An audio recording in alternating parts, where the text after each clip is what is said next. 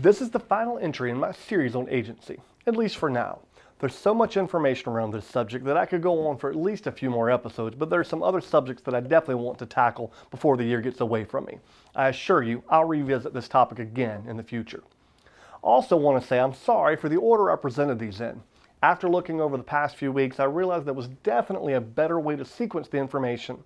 I am and will always be a teacher at heart, so in looking over my lessons, I believe I could have done a more thorough job of putting these 5 posts in an order that would have served the concept way better.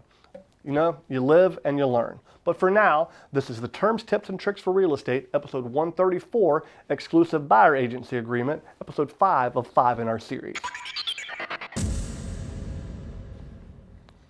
Before I can begin working on your behalf as an agent, I need an agreement signed that gives me permission to represent your interest in the real estate transaction.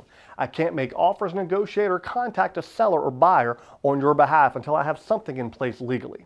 My business policy is to not even look at homes with a buyer without an agreement in place and pre-qualification letter or proof of funds from a lender on file. The agreement needed for a buyer is called the Exclusive Buyer's Agency Agreement. This form spells out my obligation to the buyer, their role in the process, and my expected commission. Like all the legal forms and real estate agents use, the buyer's agreement is written by the North Carolina Bar Association. This form gives exact length of our agreement, the type of property we're searching for, and even specifies a general location for the property. I'm licensed in North Carolina and can practice real estate throughout the entire state, but I primarily work in the northeast corner called the Albemarle region. This region includes a lot of ground geographically, but I focus on like Camden, Currituck, Pasquotank, Perquimans, and Chowan. It's possible that I have a client who is searching in multiple areas. The fact that the legal form spells out the region, it's possible to have multiple agents working on behalf of a buyer for multiple regions in the state.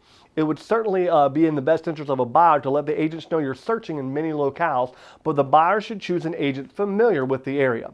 It would not be in the client's best interest for me to be searching for a property in the mountains, although I'm legally able to guide them and do so.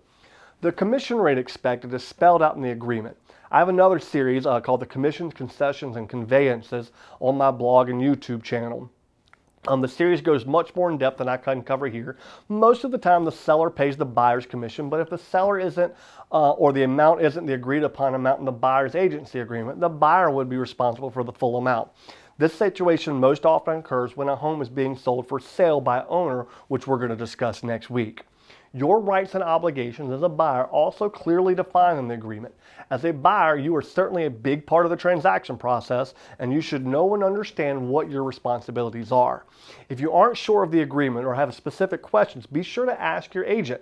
It's their job to make sure that you are comfortable every step of the process.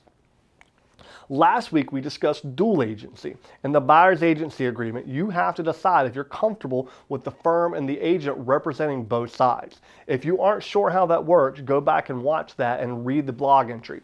It's a big concept with lots of moving parts, and you want to make sure that that decision is made from a standing point of information and knowledge. If you've stuck around for all 5 entries in this series, I want to say thanks. Agency is a big concept with much to consider. If you or anyone you know is looking to buy or sell, it's important to understand how agency works. Please pass these posts and videos along to them. That gesture could really prove to be valuable as you walk through a real estate transaction. Until next time, I'm Chris Whitehurst. Welcome home.